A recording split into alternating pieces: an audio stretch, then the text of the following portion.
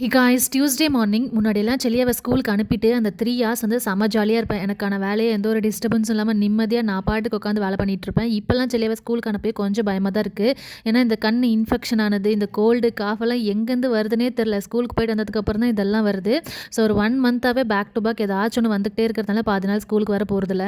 பத்தாவதுக்கு இந்த டிசம்பர் மந்தில் ஒரு 10 டேஸ் வரை லீவ் விட்டாங்க. நியூ இயர் கிறிஸ்மஸ்னு சொல்லிட்டு இப்போ பொங்கல் ஹாலிடேஸ்னு சொல்லிட்டு ஒரு 5 டேஸ் லீவ் வேறு. சும்மாவே வீட்டில் சமையல் செட் பண்ணுவான். சிசிடிவி கேமரா மாதிரி யாராச்சும் ஒருத்தங்க இவனை பார்த்துக்கிட்டே தான் இருக்கணும். ஒரு 10 செகண்ட் இந்த பக்கம் திரும்பிட்டா போதும், சிறப்பாக சமம் பண்ணிட்டு போயிட்டே இருப்பான். இவனை ஸ்கூலுக்கு அனுப்பி விட்டுட்டு ஸ்கூல்லையும் இதே மாதிரி ஏதாச்சும் சேட்டை பண்ணுவானா, இவனை கரெக்டாக பார்த்துப்பாங்களா அப்படின்னு சொல்லி பயந்துகிட்டே இருக்க மாதிரி தான் இருக்குது இப்போலாம் எனக்கு. அண்ட் இதுக்காகவே ஸ்கூலில் விடும்போது நாங்கள் வீட்டில் ரொம்ப சேட்டை பண்ணுறான், ஸ்கூலில் கொஞ்சம் பத்திரமா கேர்ஃபுல்லாக பார்த்துக்கோங்கன்னு சொல்லி விட்டுட்டு வர மாதிரி தான் இருக்குது இப்போலாம். அண்ட் இந்த 2K கிட்ஸ்லாம் வளர்க்குறது ரொம்ப கஷ்டம்னு எனக்கு யாராச்சும் முன்னாடியே சொல்லி அறிவு கண்ணை திறந்திருந்தா கண்டிப்பாக இந்த 4 வருஷம் இன்ஜினியரிங் கோர்ஸை ட்ராப் பண்ணிட்டு குழந்தை வளர்ப்பது எப்படி அப்படின்ற கோர்ஸை நான் சூஸ் பண்ணியிருந்திருப்பேன்னு நினைக்கிறேன். ஏன்னா நான் படித்ததுக்கும் வேலை செய்யறதுக்கும் சுத்தமாக சம்மந்தமே இல்லை. அட்லீஸ்ட் இந்த மாதிரி கோர்ஸ் ஏதாச்சும் பண்ணியிருந்தாவாச்சு வாழ்க்கைக்கு ரொம்ப பிரயோஜனமாக இருந்திருக்கும். உங்களுக்கு என்ன தோணுதுன்னு மறக்காம கமெண்ட் பண்ணிட்டு போங்க.